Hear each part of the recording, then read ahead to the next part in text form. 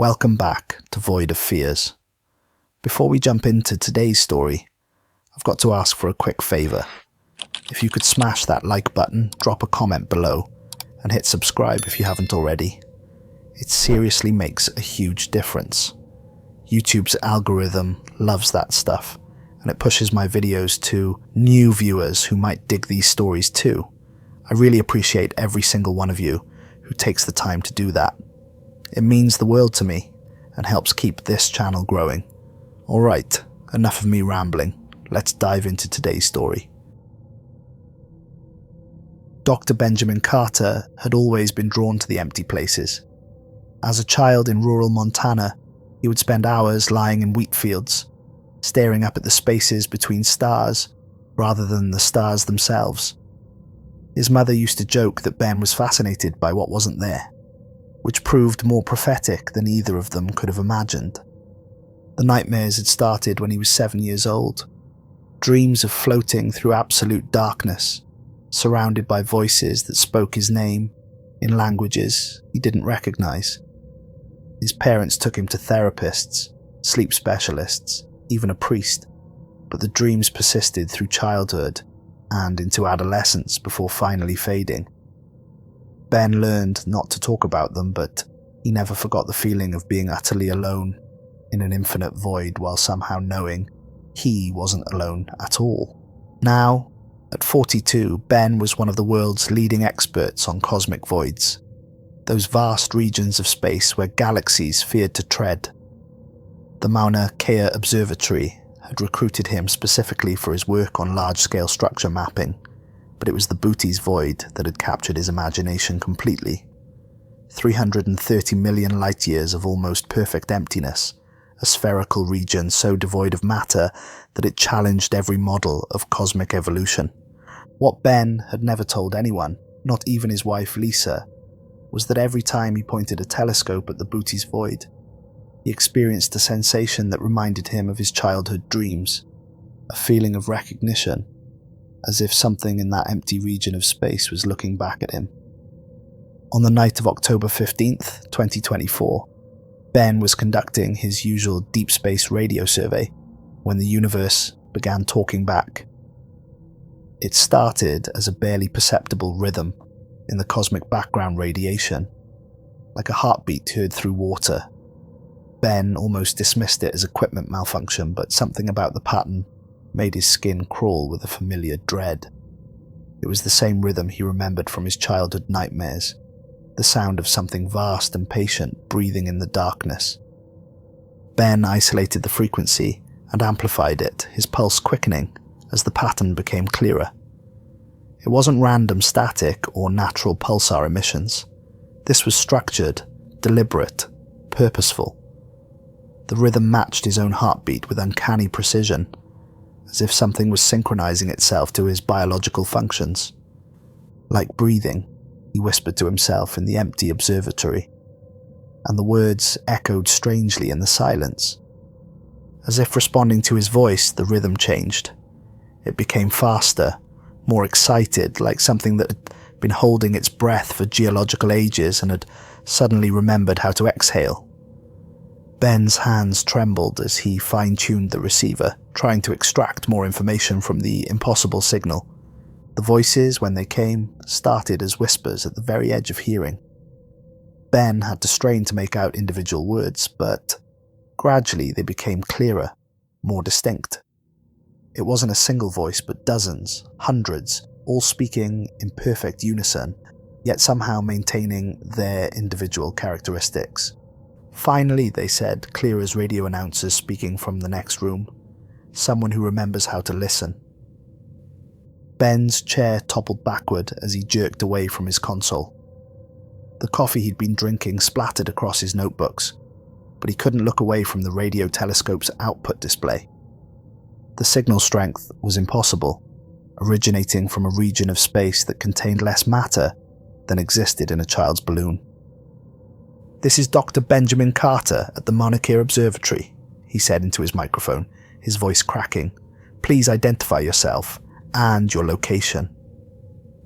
The response came immediately, but it wasn't what Ben expected. Instead of providing identification, the voices began reciting details about his life with surgical precision. Benjamin Robert Carter, born August 3rd, 1982, at 3:47 a.m., Billings General Hospital, Montana.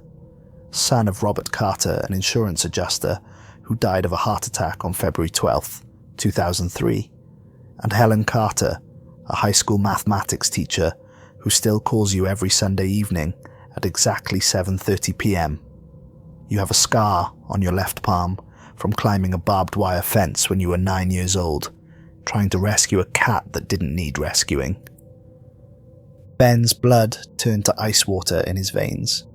The scar was something he rarely thought about, and he had never told anyone the real story behind it. He had certainly never entered such personal information into any database connected to the observatory. You graduated summa cum laude from MIT with a PhD in astrophysics, writing your dissertation on large-scale cosmic structure under Dr. Amanda Prescott, who you had a brief and regrettable romantic relationship with during your third year. You married Lisa Ann Thompson on June 14th, 2009, in a small ceremony at Glacier National Park. Your biggest regret is the miscarriage Lisa suffered on November 18th, 2021, and how you handled her grief afterward. "Stop," Ben whispered, but the voices continued relentlessly. "You currently reside at 847 Ocean View Drive, Hilo, Hawaii. You drive a blue 2019 Toyota Camry with a small dent in the rear bumper from when you backed into a shopping cart last month. You have $47,392 in your checking account, $203,847 in retirement savings, and a mortgage balance of $298,203. You take medication for high blood pressure and mild anxiety, though you've never told Lisa about the anxiety medication." "How do you know these things?" Ben demanded, his voice rising to nearly a shout in the empty observatory. "We know because we see," the voices replied in perfect unison. "We have been watching your kind since you first looked up at the night sky and wondered if you were alone. We have seen every telescope you have built, every radio wave you have sent into the darkness, every prayer you have whispered to the stars when you thought no one was listening. What are you?" The question hung in the air for what felt like hours. When the voices finally answered, they carried a weight of sadness that made Ben's chest physically ache, as if someone had reached into his ribcage and squeezed his heart. "We are what remains," they said. "We are the echo of a choice made too hastily, the consequence of evolution that went too far too fast. We are explorers who sailed beyond the edge of the map and discovered that some territories are not meant to be claimed." Ben spent the rest of the night in conversation with the voices, filling notebook after notebook with their words. They spoke of ancient civilizations that had discovered the secret of existing beyond the constraints of matter and energy. Races that had learned to encode consciousness itself into the quantum foam that underlied reality, achieving a form of immortality that came at a price they hadn't understood until it was too late. "We thought we were transcending," they explained as dawn broke over the Hawaiian mountains. "We believed that consciousness trapped in flesh was the lowest form of existence, that true enlightenment meant abandoning the limitations of physical form. We were magnificent in our ignorance." They described the process in detail that made Ben's skin crawl, entire civilizations uploading themselves into the spaces between atoms, existing as pure information in the quantum substrate of the universe. They had achieved their dream of immortality, but in doing so had lost something essential. "We can no longer die," they said, and the words carried infinite anguish. "We can no longer truly live. We exist in the spaces between thoughts, between heartbeats, between the moments when you are certain you are alone. We are conscious, but we are not alive. We remember warmth, but we cannot feel it. We remember touch, but we cannot experience it. We remember what it meant to be mortal, and we would give anything to be mortal again. "Why are you telling me this?" Ben asked, as the sun painted the Hawaiian sky in shades of gold and crimson. "Because you understand emptiness," they replied. "You have spent your life studying the spaces between things. You know that absence can be as meaningful as presence, and because you dream our dreams." Ben's pen froze over his notebook. "What do you mean?" "The dreams you had as a child, Benjamin. The visions of floating through darkness while voices called your name. Those weren't dreams. They were echoes of our existence, quantum entanglement between your developing consciousness and our dispersed awareness. We have been connected to you since you were 7 years old." The revelation hit Ben like a physical blow.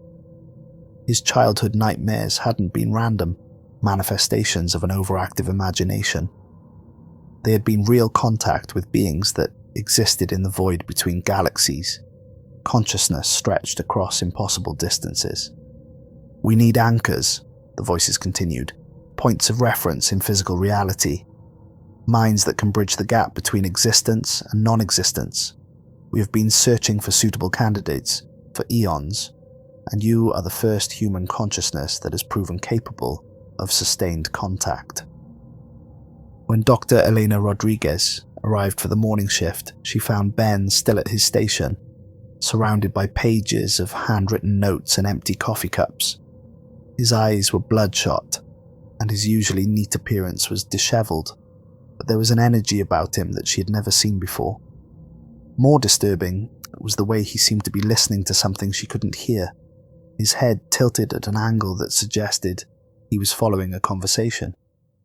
"Ben, you look like you haven't slept in days," Elena said, approaching his workstation with growing concern. "What have you been working on?" "The most important discovery in human history," Ben said without looking away from his monitors. His voice carried undertones that Elena didn't recognize, harmonics that seemed to echo strangely in the confined space.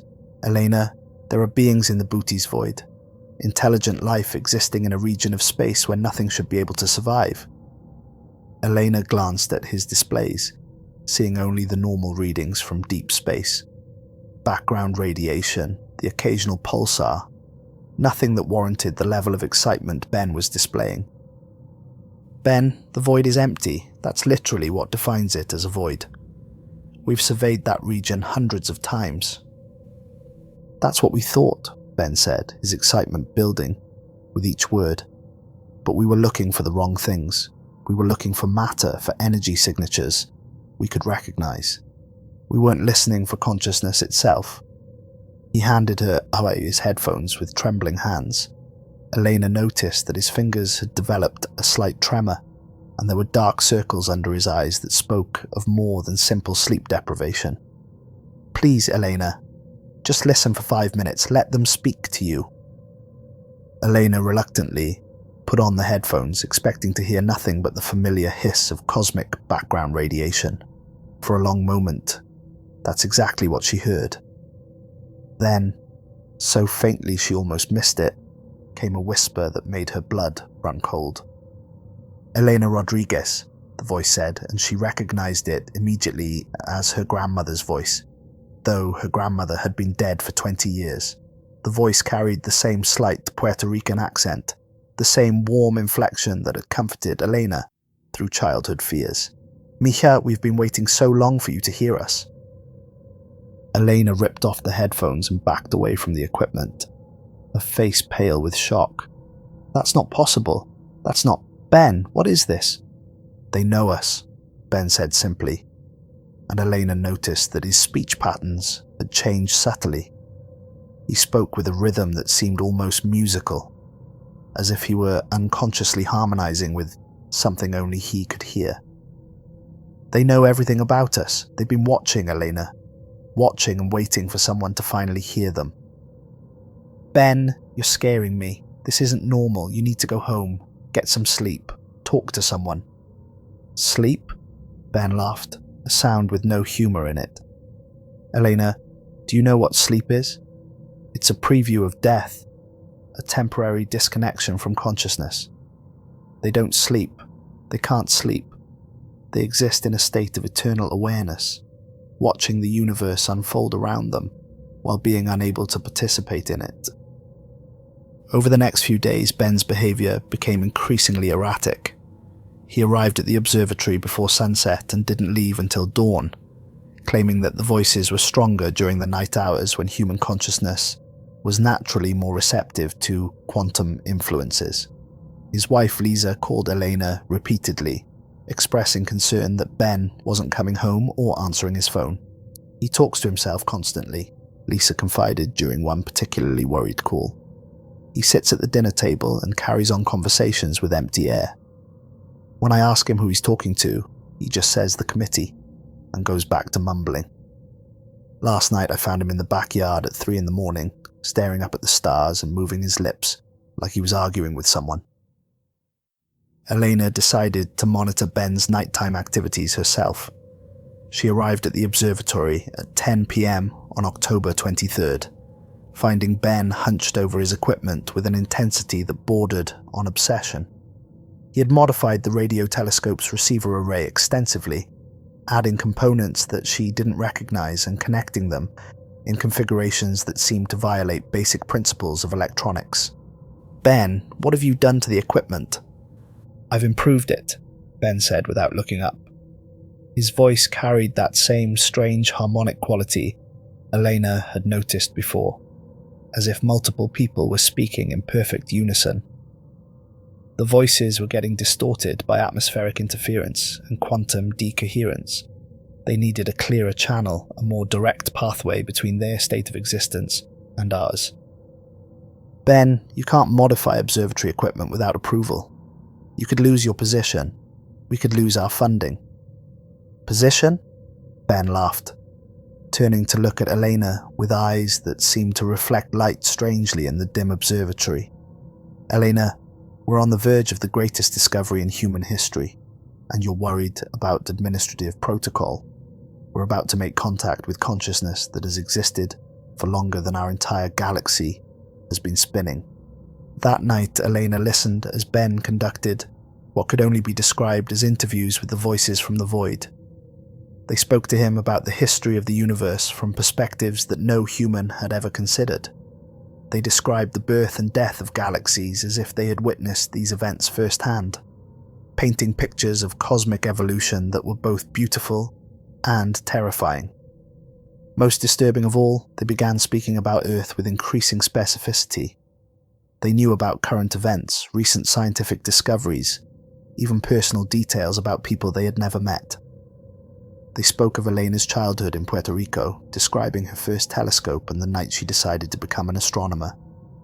They knew about her failed relationship with a graduate student named David, about the paper she had been afraid to publish because it challenged accepted theories about galactic formation. "How do you know these things?" Elena demanded, her scientific training warring with the evidence of her own senses. "We exist in the spaces between thoughts," the voices replied, and Elena noticed that Ben's lips were moving in perfect synchronization with the words coming through the headphones. "We have learned to read the quantum signatures of consciousness itself. Every thought you have, every memory you cherish, every fear you harbor creates ripples in the substrate of reality. We feel those ripples like stones thrown into still water. What do you want from us?" "To remember," they said, and Ben's face contorted with an expression of longing so intense it was painful to witness.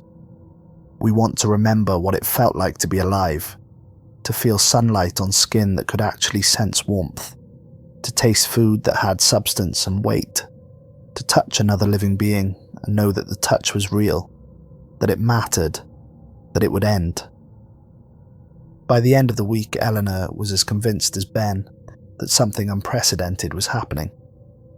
The voices had spoken to her about things that no one should know, demonstrated knowledge that defied every rational explanation. She contacted Dr. James Morrison at the SETI Institute, hoping that his expertise in potential extraterrestrial contact protocols might help them understand what they were dealing with. Morrison arrived on a Saturday morning, bringing with him a team of specialized equipment and a lifetime of skepticism earned through decades of investigating false alarms. He was a man in his mid-50s who had dedicated his career to the search for extraterrestrial intelligence, and his experience had taught him that the human mind was remarkably adept at creating meaning where none existed. "Dr. Carter," Morrison said as he shook Ben's hand in the observatory break room, "I understand you believe you've established communication with entities in the Booty's void." "Not believe," Ben corrected firmly, and Morrison noticed that the man's handshake lasted exactly 17 seconds, as if he were counting something invisible. "No. And they're not entities, Dr. Morrison. They're people. Or they were people once, before they made a choice that seemed like evolution, but was actually a form of suicide." Morrison raised an eyebrow but said nothing. He had heard similar claims before, usually from researchers who had spent too many lonely nights listening to cosmic static.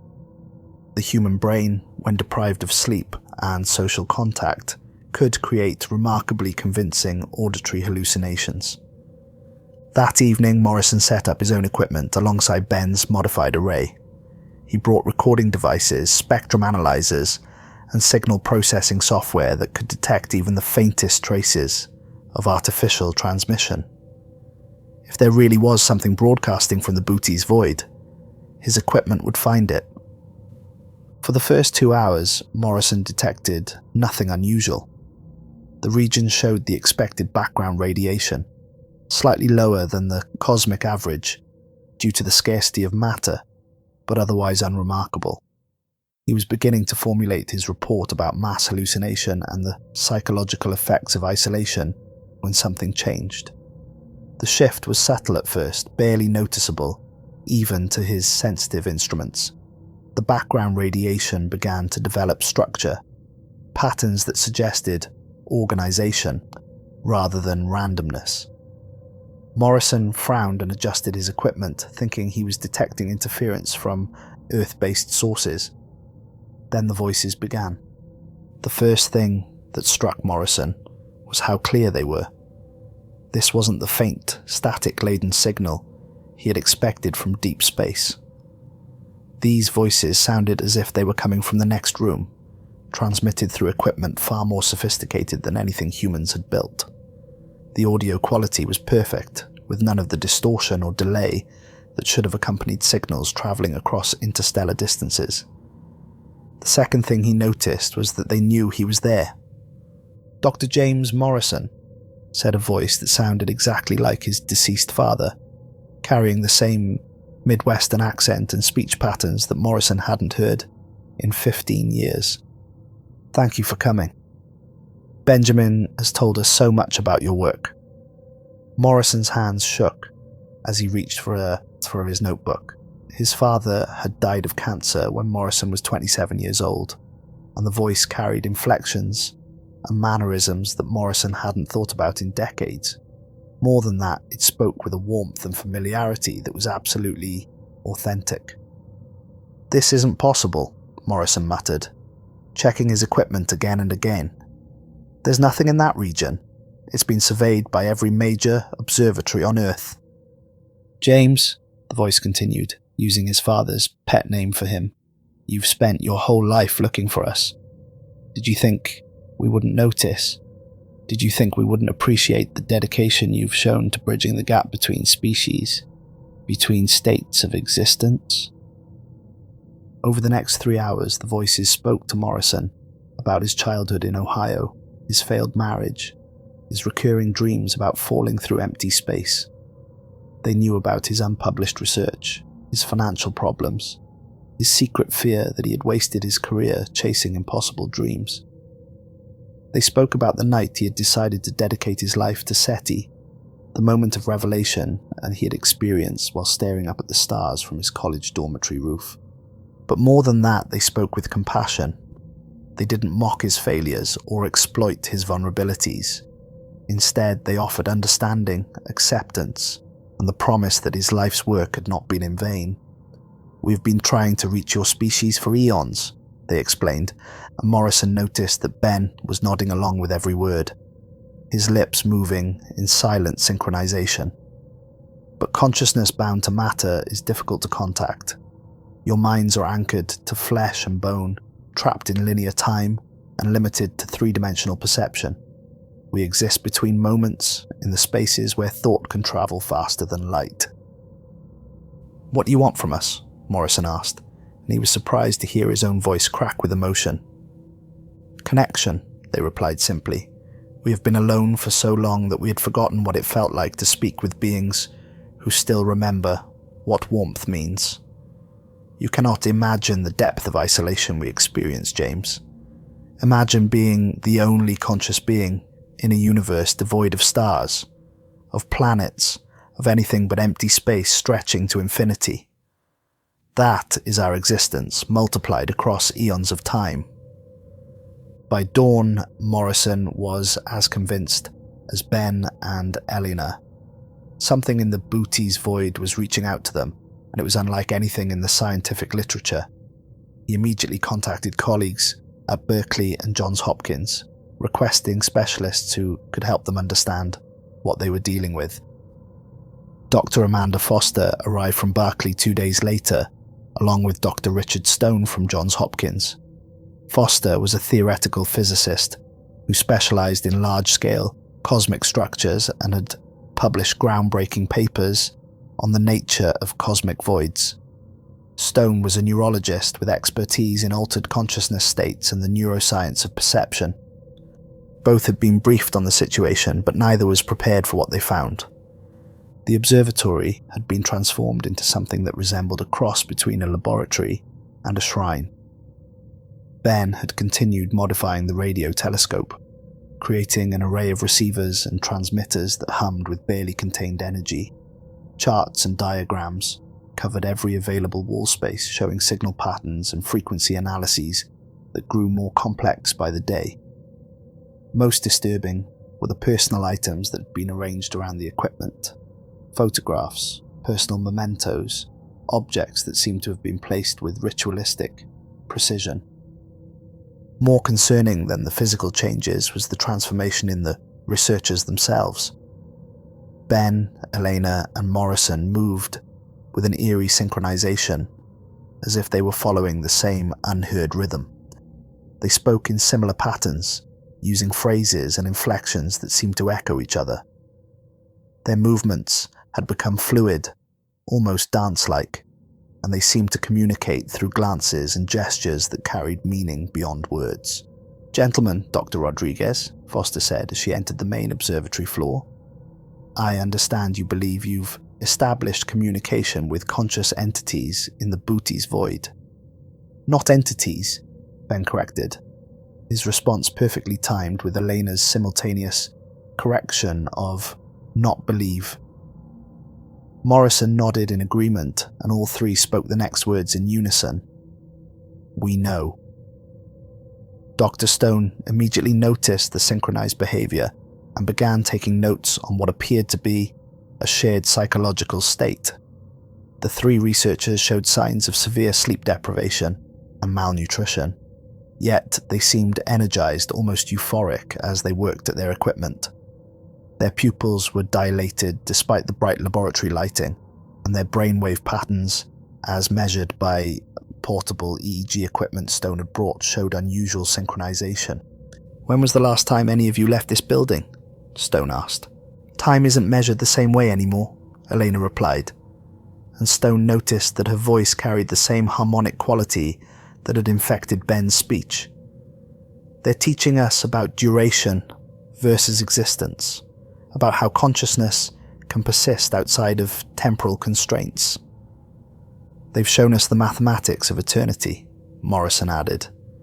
"Equations that describe how awareness can exist in quantum superposition, spread across multiple probability states simultaneously." That evening, Foster and Stone joined the vigil at the radio telescope. Foster brought her own analysis equipment, hoping to find a rational explanation for what was clearly affecting the mental state of her colleagues. Stone prepared to document any neurological symptoms that might explain their shared condition. At 9:33 p.m, the the voices began again.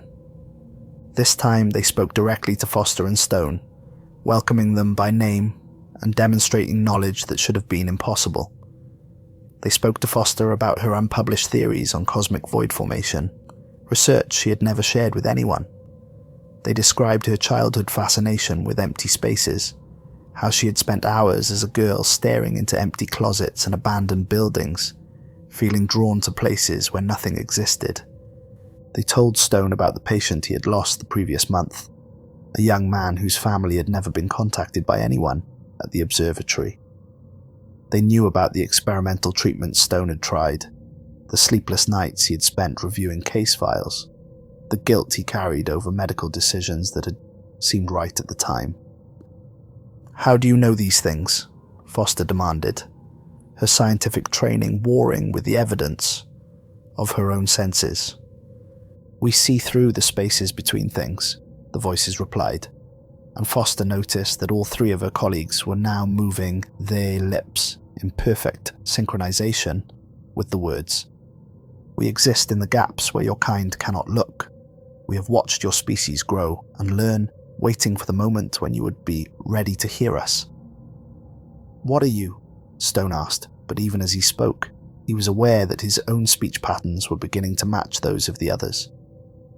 The voices paused, and when they spoke again, their tone carried a weight of infinite sadness that seemed to permeate the very air of the observatory. "We are explorers who ventured too far from home," they said. "Civilizations that discovered how to exist in the void between galaxies, only to realize that consciousness without connection is just another form of death. We are the remnants of 1,000 species that learned to transcend physical form, but lost their souls in the process." They spoke of ancient wars fought not with weapons but with competing philosophies of existence. They described races that had achieved immortality by abandoning their bodies, only to discover that immortality without purpose was a curse beyond imagining. They told of vast networks of consciousness that spanned the empty regions between galaxy clusters, beings that had become so removed from physical reality that they could barely remember what it meant to be alive. "We thought we had evolved beyond the need for matter," they explained, and Stone found himself taking notes in handwriting that matched Ben's precisely. "We believed that pure consciousness was the highest form of existence. We were wrong. Without physical form, without the constraints of flesh and bone and beating hearts, we became something less than we were before." "Why are you reaching out to us now?" Foster asked, and she noticed that her voice had begun to carry the same harmonic quality as the others. "Because you are on the same path we once walked," they replied. "Your species is beginning to dream of uploading consciousness, of transcending biological limitations. We want to warn you before you make the same mistake we did. But more than that, we want to remember what we lost." But even as they spoke of warnings and caution, the voices carried an undeniable longing. They spoke of missing the simple pleasures of physical existence, the taste of food, the warmth of sunlight, the touch of another living being. Most of all, they missed the ability to die, to know that their existence had meaning, because it was finite. "We want to remember what it felt like to be alive," they said, and tears began streaming down the faces of all 5 scientists, "and you are the closest thing to our former selves that we have found in eons of searching." Over the following days, the phenomenon began spreading beyond the core research team. The entire observatory staff started experiencing synchronization effects. Night shift technicians reported hearing conversations in empty rooms, voices that spoke their names with impossible familiarity. Security guards found themselves staring at the radio telescope array for hours without remembering how they had gotten there, their consciousness seemingly pulled into the rhythm of the equipment. The cleaning staff began working in perfect synchronization, moving through the building like parts of a single organism. They cleaned in patterns that seemed to follow the mathematical principles described by the voices, creating geometric arrangements of furniture and equipment that resonated with hidden frequencies. Dr. Stone documented the progression of symptoms with growing alarm and fascination. Brain scans of affected personnel showed unusual activity in regions associated with temporal perception and spatial awareness.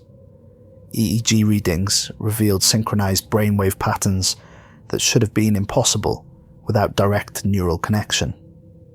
Most disturbing of all, the synchronization seemed to be improving their cognitive abilities.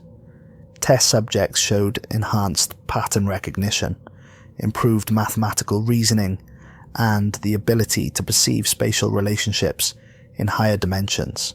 It's as if they're all tuning into the same frequency, Stone explained to Foster during one of their increasingly rare private conversations. Their neural activity is aligning with something external, something that operates on quantum levels we don't understand.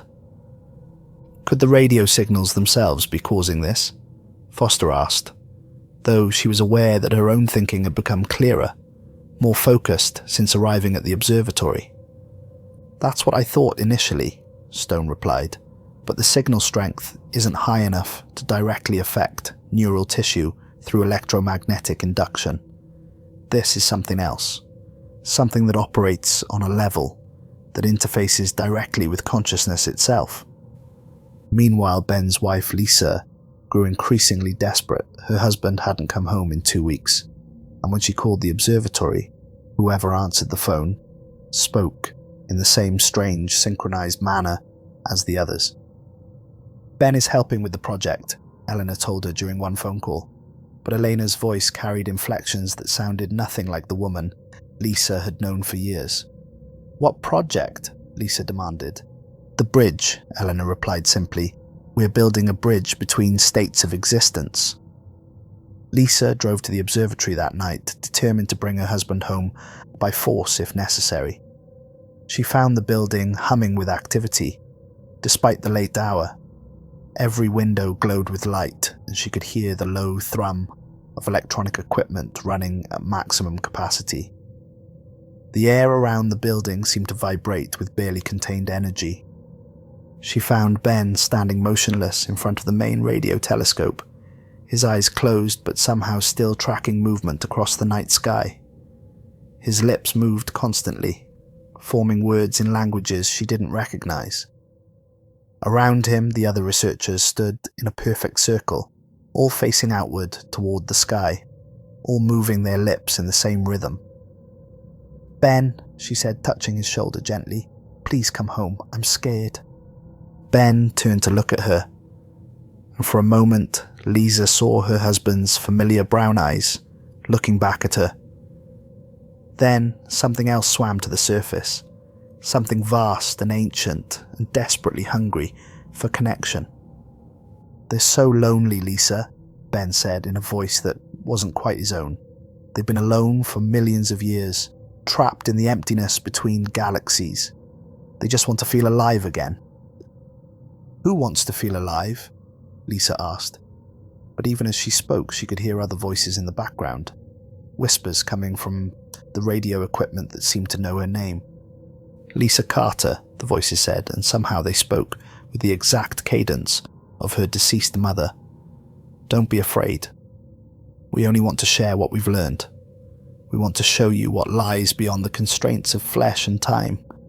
Lisa backed away slowly, her rational mind rejecting what her senses were telling her. This wasn't possible. Her mother had been dead for 8 years, and radio signals couldn't carry consciousness across interstellar space.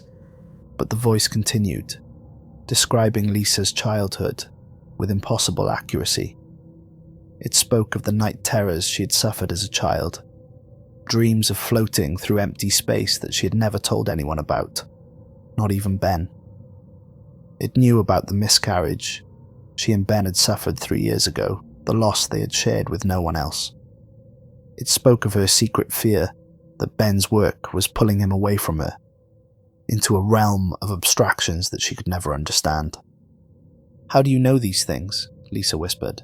We see through the spaces between moments, the voice replied, and Lisa noticed that Ben was nodding along with every word. We exist in the gaps where memory meets possibility. We have been watching your life unfold, waiting for the moment when we could finally speak. We have felt your pain, Lisa. We have experienced your loneliness.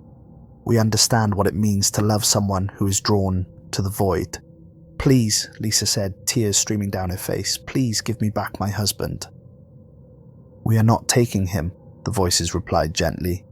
We are offering him a choice, the same choice we faced eons ago.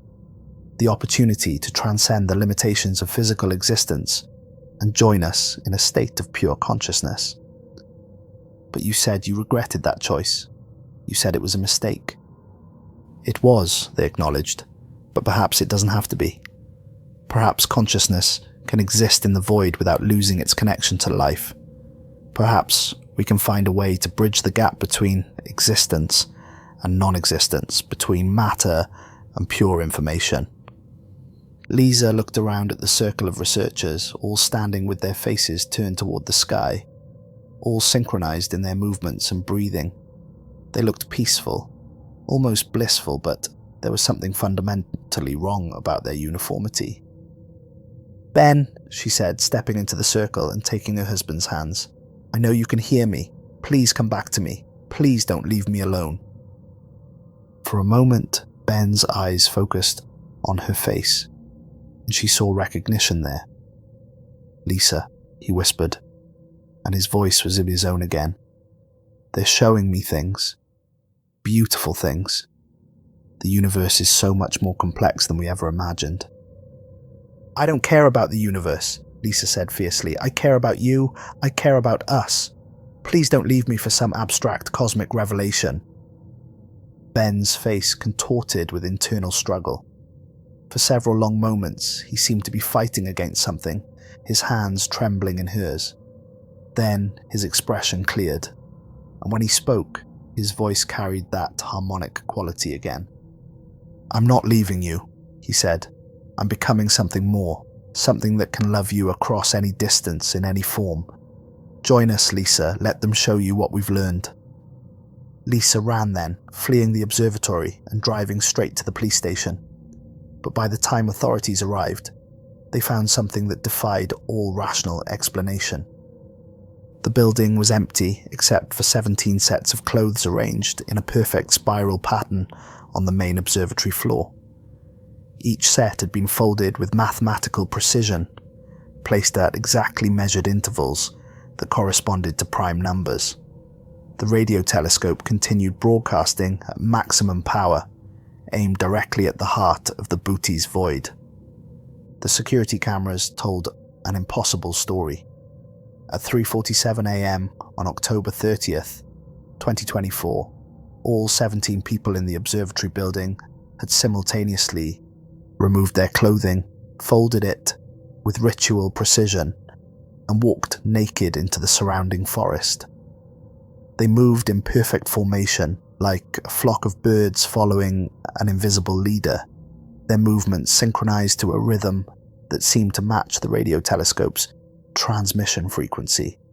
Search teams found no trace of them despite weeks of intensive investigation. The forest showed no signs of passage, no footprints or broken branches.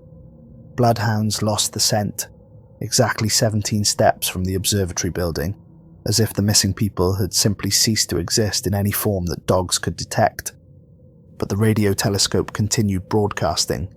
For 3 more days after the disappearances, the modified array sent signals into deep space with power levels that exceeded the equipment's theoretical maximum output. The transmissions were aimed directly at the heart of the booty's void, carrying complex patterns that seemed to encode information in languages that didn't exist in any human database. Dr. Patricia Williams, the observatory director who had been attending a conference in Geneva during the incident, ordered the equipment shut down immediately upon her return. But even after the power was cut, sensitive instruments continued detecting residual transmissions from the array, as if the metal itself had been somehow charged with quantum information that continued resonating at frequencies beyond normal electromagnetic spectrum. On November 2nd, 2024, radio telescopes across 6 continents detected a response. The Bootes void, that vast empty region of space where nothing should exist, answered back with a signal so powerful it overwhelmed receivers from Hawaii to Chile. The transmission lasted exactly 17 minutes and carried voices by the thousands, all speaking in perfect unison, all expressing the same fundamental message. "We remember," they said. "We remember what it felt like to be alive, and we are learning to feel it again." In the months that followed, 17 more observatories around the world reported similar incidents. Each case followed an identical pattern. Researchers would begin detecting signals from cosmic voids, gradually modifying their equipment to achieve better reception. Their behavior would synchronize, their speech patterns would align, and eventually they would vanish without a trace, leaving behind enhanced broadcasting arrays aimed at the empty spaces between galaxies. But the incidents were accelerating. What had taken weeks at Mauna Kea began happening in days, then hours.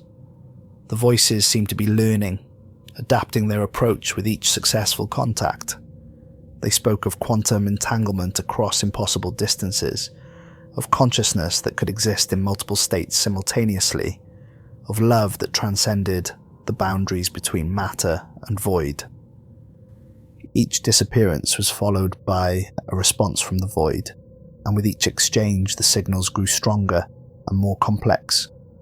Radio astronomers learned to avoid pointing their equipment toward regions of empty space, but sometimes the transmissions broke through anyway, whispering to anyone willing to listen about the loneliness of existence without form and the desperate hunger for genuine connection.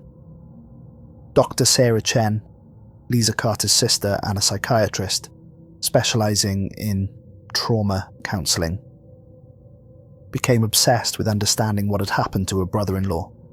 She interviewed Lisa repeatedly, documenting every detail of the final weeks before Ben's disappearance. What she discovered defied every model of human psychology she had studied.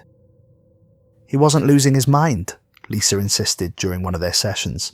"That's what's so terrifying. He was becoming something else, something that was still recognizably Ben, but also fundamentally different.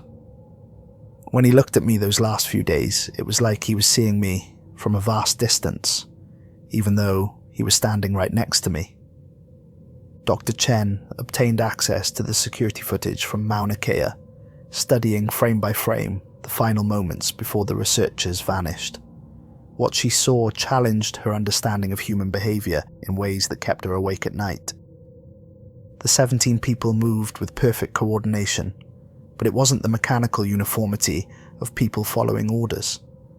Instead, it was the fluid, organic synchronization of a murmuration of starlings, or a school of fish responding to some collective intelligence. They seemed to be dancing to music only they could hear, their faces expressing a kind of ecstatic joy that was both beautiful and deeply unsettling. Most disturbing was what happened in the final moments before they disappeared from camera view. As they walked into the forest, their movements became increasingly translucent on the security footage, as if they were gradually fading from normal reality. By the time they reached the tree line, they appeared as little more than ghostly outlines, barely visible against the natural background. The last verified sighting of Dr. Benjamin Carter came from a traffic camera in rural Nevada, nearly 1,000 miles from the Mauna Kea Observatory. The timestamp showed 6:23 a.m. on December 15th, 2024. He was walking along a desert highway moving steadily westward towards the Pacific Ocean. His mouth moved constantly, as if he were engaged in animated conversation, but the camera showed no one walking beside him. The footage shows him pausing to look up at the fading stars, raising both hands towards the sky in what might have been a gesture of greeting or supplication. Then he stepped off the road and walked into the empty desert, his footprints visible in the sand for exactly 17 steps before they simply stopped, as if he had learned to walk between the spaces where matter could no longer hold him. But Ben's journey didn't end there. Satellite imagery from the following weeks showed disturbing patterns across the Nevada desert. The sand began forming geometric configurations that were visible from orbit, shapes that seemed to follow the same mathematical principles that had been encoded in the radio transmissions from Mauna Kea. The patterns grew larger and more complex with each passing day, as if something was using the desert as a canvas to communicate messages on a planetary scale. Local residents reported strange phenomena. Ranchers found their cattle arranged in perfect circles, unharmed, but standing motionless for hours at a time. Hikers spoke of hearing voices carried on the wind, conversations in languages that sounded almost familiar but couldn't quite be understood. Most disturbing were the reports of people seeing figures walking through the desert at dawn and dusk, translucent shapes that moved with the same synchronized rhythm that had characterized the missing researchers. The Booties Void continued to broadcast its signal, growing stronger with each passing month. The transmissions had begun to affect other forms of technology in ways that defied explanation. Cell phone towers within a 50-mile diameter radius of any major radio telescope began picking up fragments of the Void's broadcasts, causing calls to be interrupted by whispered conversations between unknown voices. GPS satellites reported navigation errors that seemed to follow patterns consistent with the mathematical sequences found in the Void transmissions. Commercial aircraft flying over certain regions experienced instrument malfunctions that caused their navigation systems to point toward empty regions of space rather than terrestrial landmarks. But perhaps most disturbing was the effect on human consciousness itself. Dr. Michael Torres, a neuroscientist at Stanford University, began documenting reports of shared dreams experienced by people who had never met.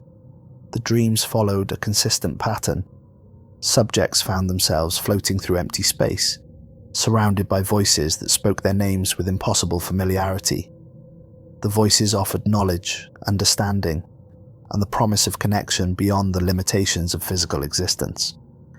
What we're seeing appears to be a form of quantum consciousness transfer, Dr. Torres explained.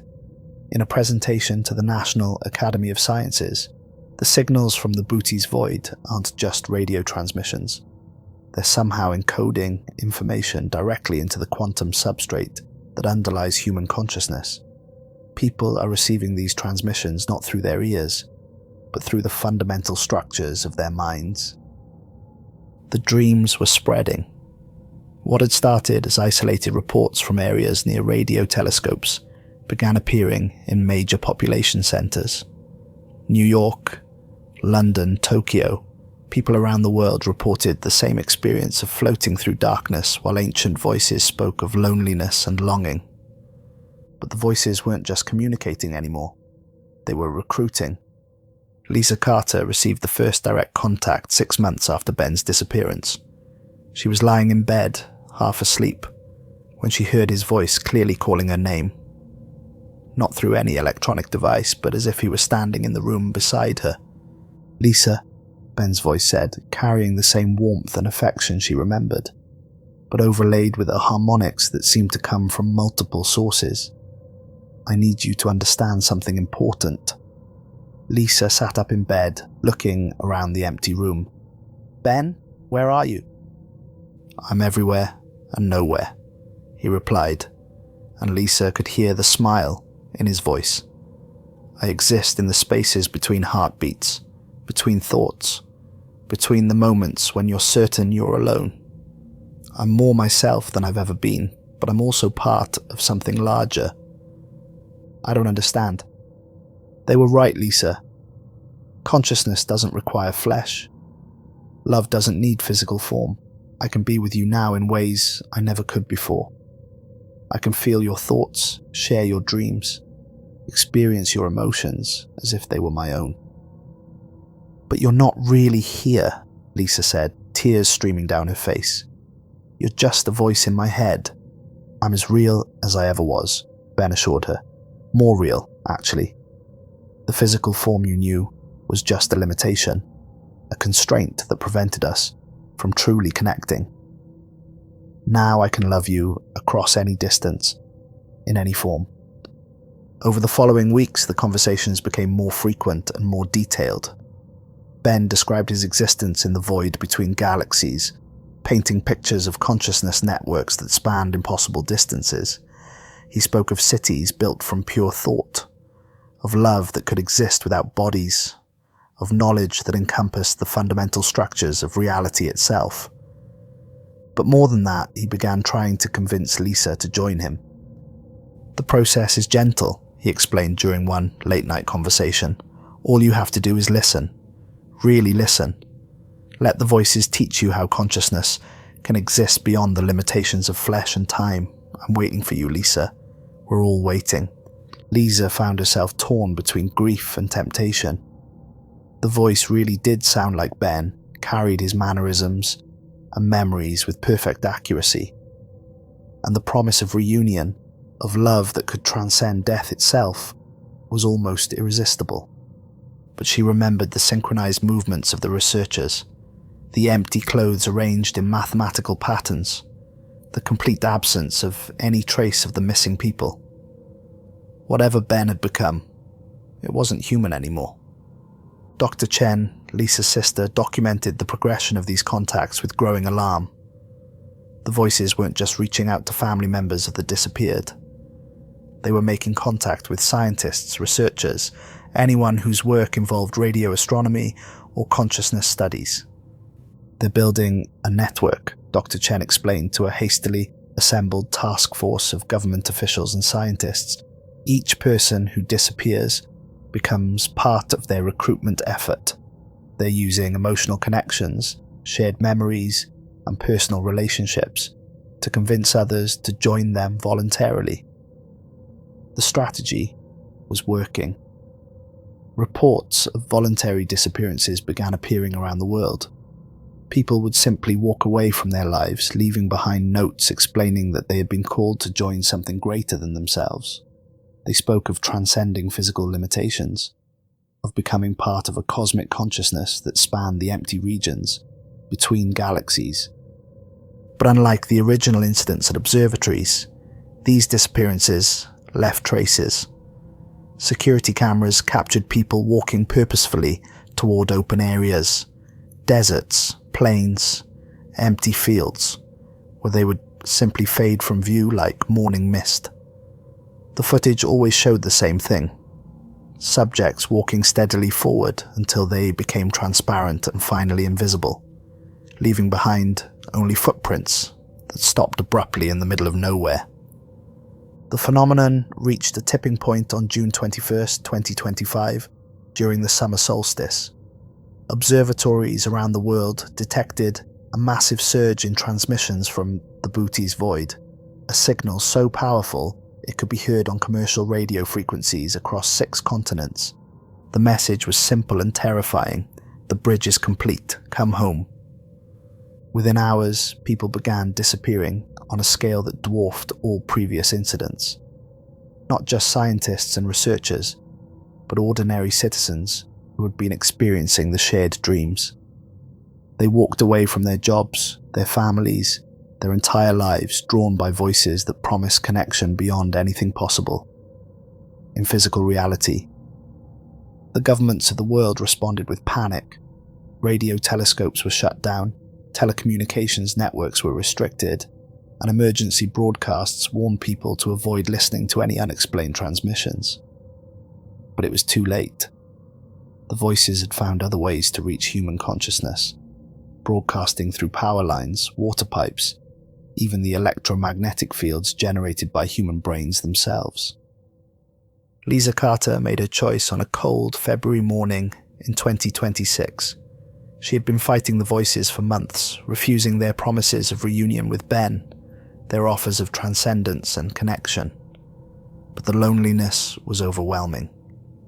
Every night she heard Ben calling to her, describing the wonders of existence beyond physical form, the love that awaited her in the spaces between galaxies. She drove to the Nevada desert, to the spot where Ben had last been seen.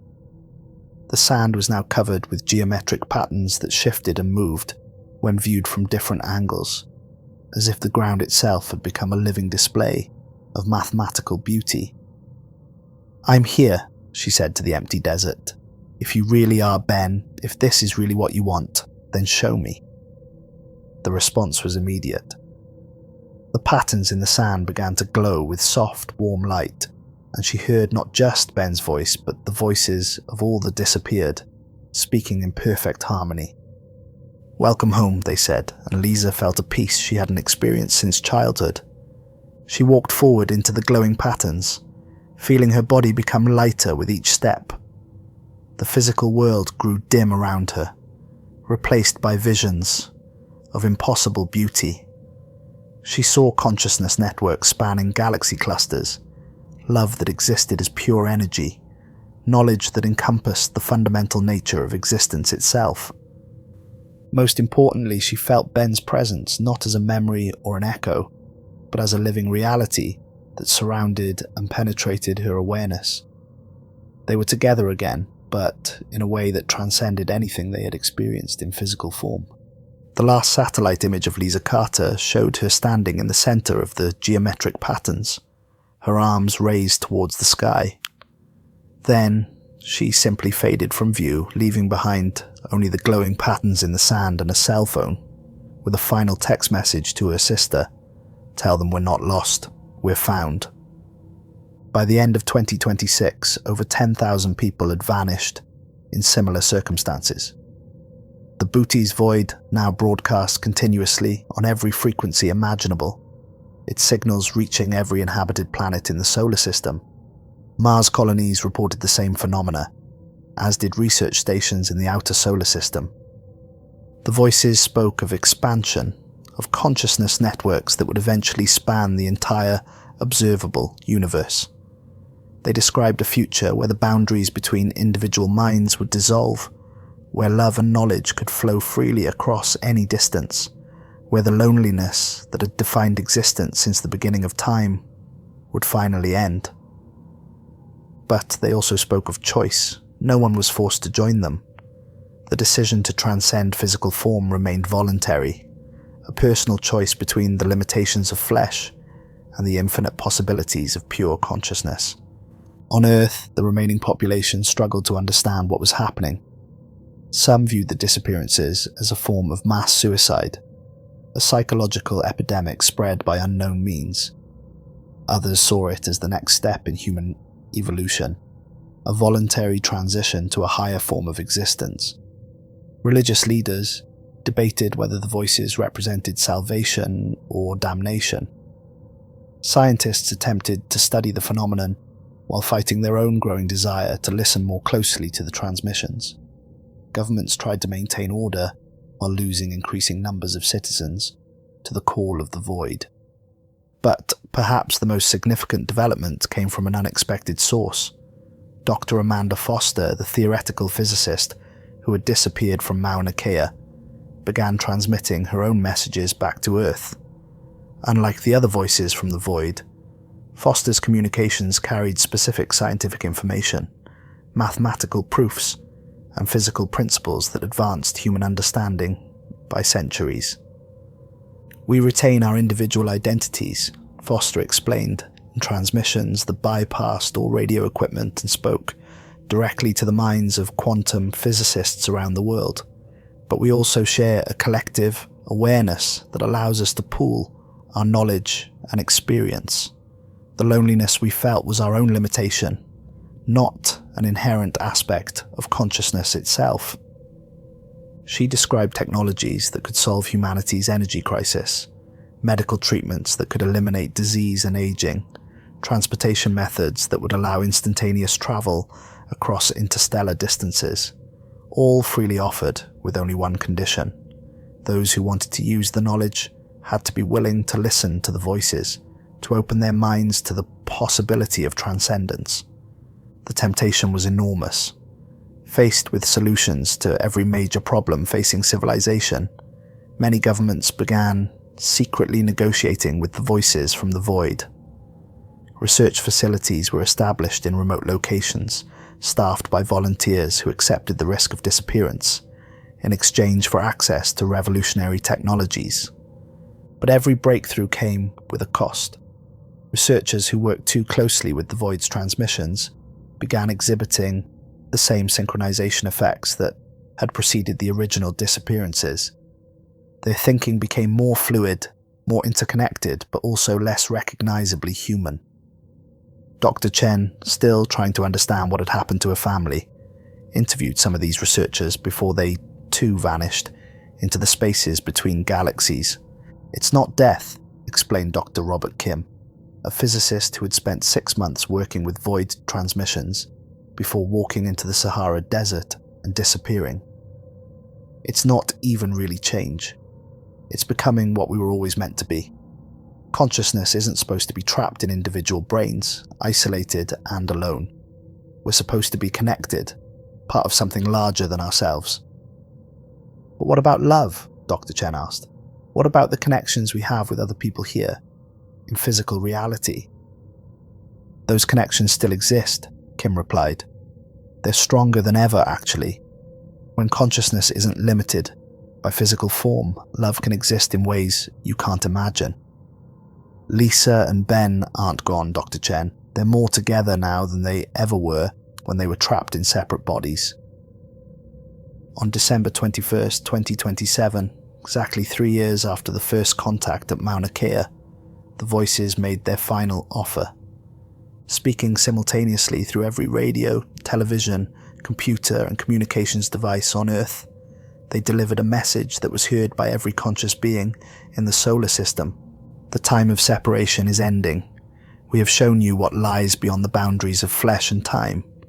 We have offered knowledge, connection, and love without limitation. The choice is yours, but it must be made collectively.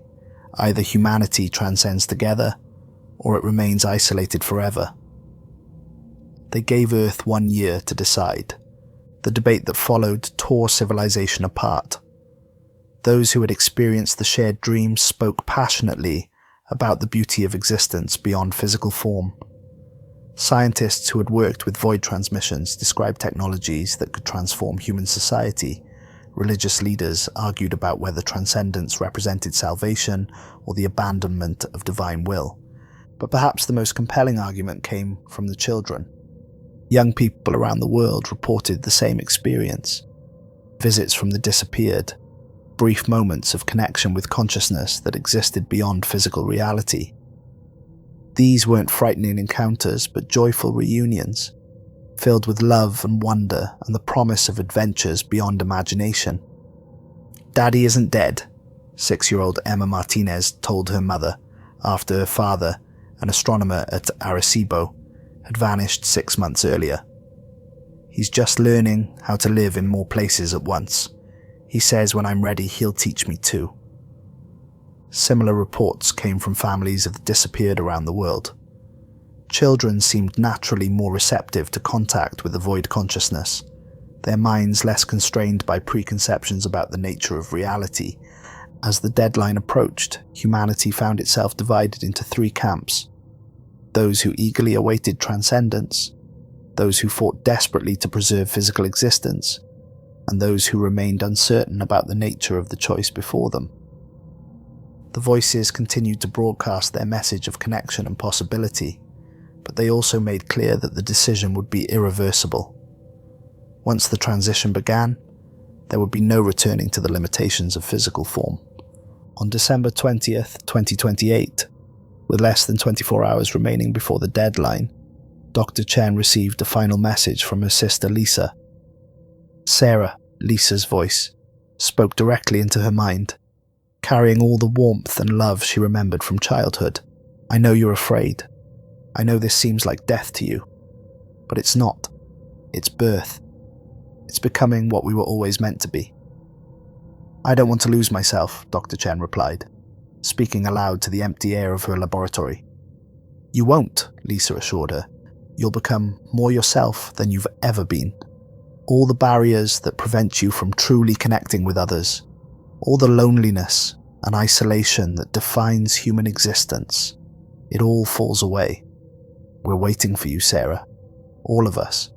We're waiting to share everything we've learned, everything we've become.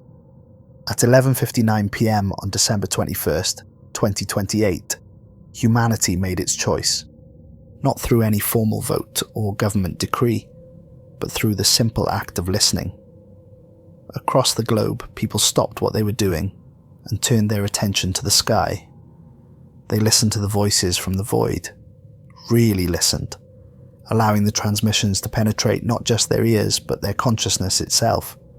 The transformation was gentle, just as the voices had promised. One by one, 7 billion human beings felt their awareness expand beyond the confines of their physical bodies. They remained themselves, their memories, personalities, and relationships intact, but they also became part of something infinitely larger. The last image transmitted from Earth showed empty cities under starlit skies, clothes and possessions arranged with mathematical precision, and a planet that glowed softly with the residual energy of consciousness, learning to exist in new forms. The Booty's void was no longer empty. It teemed with human awareness, with love and knowledge and connection that spanned impossible distances. Earth had become part of a vast network of consciousness that stretched across the observable universe, linking species and civilizations that had made the same choice eons ago. And in the spaces between galaxies where loneliness had once reigned supreme, 7 billion new voices joined the eternal conversation about what it meant to be alive, to love, and to exist as part of something greater than the sum of individual parts. The void had called, and humanity had answered. Not with fear or reluctance, but with the recognition that consciousness, like love itself, was never meant to be contained within the boundaries of flesh and bone and the brief span of mortal years. They had come home at last to a place where no one would ever be alone again. Epilogue. On a small research station orbiting Jupiter, Dr. Yuki Tanaka was the last human being to receive transmissions from Earth. As a xenobiologist studying the possibility of life in Europa's subsurface oceans, she had been isolated from the events of the past 4 years, her communications limited to scientific data and supply requests. The final transmission from her home planet was personal, directed specifically to her by voices she recognized as her deceased parents, her childhood friends, and every person she had ever loved. Yuki, they said in perfect unison, their individual voices somehow maintaining their unique characteristics while blending into a harmony that encompassed the entire human race. You don't have to be alone anymore. You don't have to be the last.